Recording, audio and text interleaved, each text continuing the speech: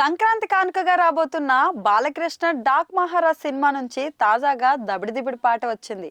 బాలీవుడ్ నటి ఊర్వశి రౌతేలా నటించిన ఆ పాటపై కొందరు విమర్శలు చేస్తూ ఉంటే, కొందరు పాట బాగుంది, మాస్ ఆడియన్స్ ను అలరించే విధంగా ఉందని కామెంట్స్ చేస్తున్నారు. ముఖ్యంగా ఊర్వశి పిరుదులపై బాలకృష్ణ కొడుతూ చేసిన స్టెప్పులను చాలా మంది తప్పుపడుతున్నారు. ఇదెక్కడ డాన్స్ అంటూ అసహనం వ్యక్తం చేస్తున్నారు. పాటను విమర్శిస్తూనే చాలా మంది చూస్తున్నారు. దాంతో ఇప్పటికే భారీ ఎత్తున వ్యూస్ అయితే లభించాయి. వివాదం కావడంతో అసలు మ్యాటర్ ఏంటో తెలుసుకునే ఉద్దేశంతో కూడా చాలా మంది పాటను చూస్తున్నట్లుగా ఉన్నారు.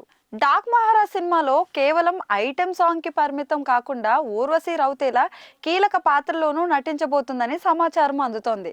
అందుకే ఈ సినిమాకు గాను ఆమె ప్రత్యేకంగా 2 కోట్ల రూపాయల పారితోషికంను అందుకున్నారని అంటున్నారు.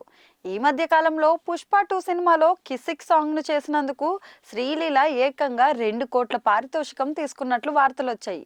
ఇప్పుడు ఊర్వశి రౌతేలా సైతం దాదాపు అంతే పారితోషికం అందుకుంది.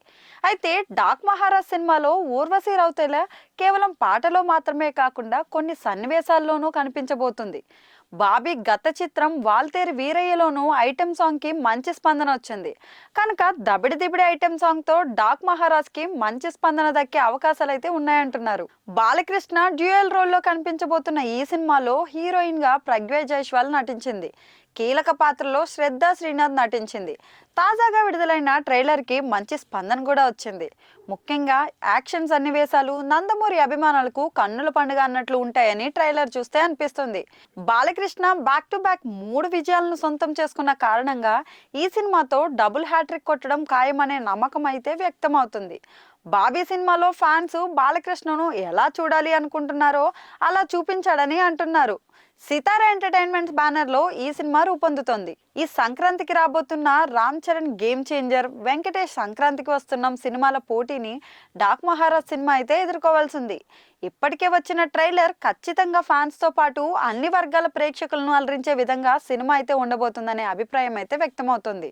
వరుసగా 3 సార్లు ఎమ్మెల్యేగా గెలిచి జోరు మీదున్న బాలకృష్ణకు డాక్ మహారాజ్ సినిమా మరో విజయాన్ని కట్టబెట్టేనా అనేది చూడాలి. బాలకృష్ణ మరోవైపు అఖండ 2 సినిమాలో కూడా నటిస్తున్నారు.